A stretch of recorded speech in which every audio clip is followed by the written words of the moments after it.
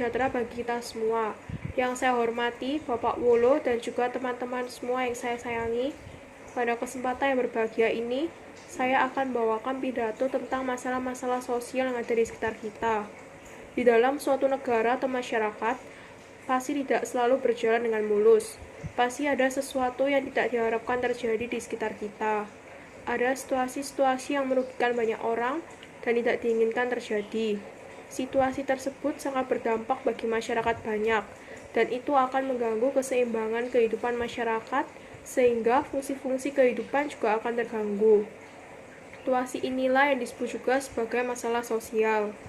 Sebagai masyarakat suatu negara, pasti kita pernah merasakan bahwa negara tidak selalu baik-baik saja. Ada beberapa masalah yang mengganggu dan harus ditangani. Masalah-masalah tersebut sudah masuk kategori masalah sosial.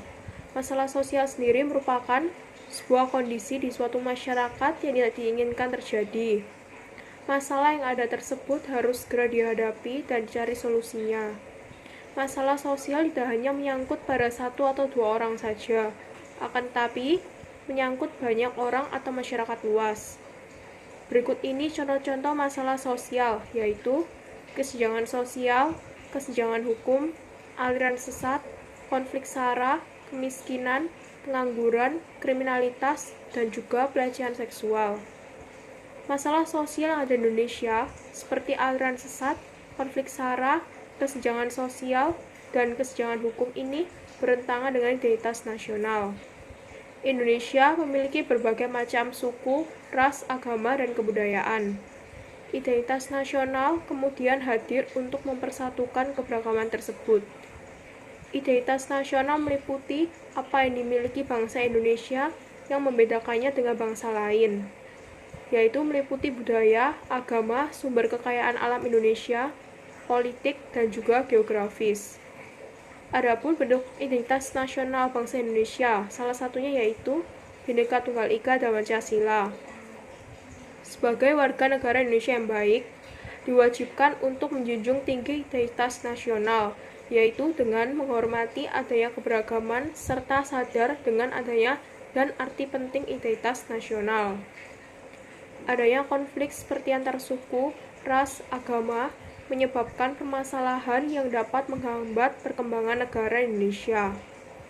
Berikut adalah contoh konflik SARA yang terjadi di Indonesia, yaitu perkelahian antara suku Madura dan suku Dayak di Kalimantan, konflik golongan agama pada tahun 2000-an, dan konflik antar etnis pada tahun 1998.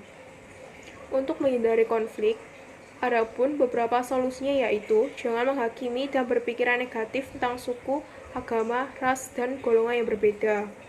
Selain itu, terdapat juga kesenjangan hukum yang terjadi di Indonesia.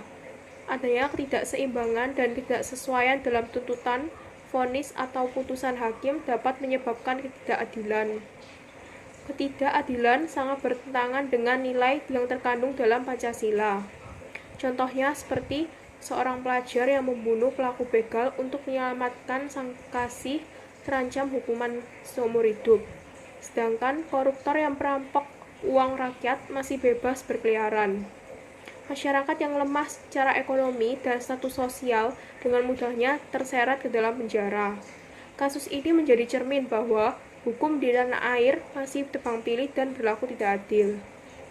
Kesenjangan hukum dapat dikatakan masalah sosial ketika dampaknya sudah dirasakan oleh banyak orang, telah melanggar atau terdapat ketidaksesuaian dengan nilai-nilai dan norma yang dijunjung tinggi oleh masyarakat. Untuk mengatasi adanya ketidakadilan dan kesenjangan hukum, yaitu dengan penguatan moral dan nilai-nilai Pancasila untuk menanamkan kesadaran dan pemahaman masyarakat akan pentingnya substansi dari setiap sila yang terdapat pada dasar negara Indonesia. Apabila semua pihak telah sadar akan pentingnya menjunjung tinggi nilai-nilai keadilan, hukum, dan kemanusiaan yang ada dalam masyarakat, maka hukum negara pastilah dapat berjalan secara efektif. Upaya lainnya yang bisa dilakukan yaitu dengan penguatan nilai-nilai demokrasi dan adanya tindakan tegas dari pemerintah sehingga masyarakat dapat menyalurkan segala aspirasi dan pendapatnya tentang penegakan hukum di Indonesia dengan bebas. Demikian pidato yang dapat saya sampaikan. Semoga rasa cinta kita pada negara Indonesia tetap terjaga selamanya. Terima kasih atas perhatiannya.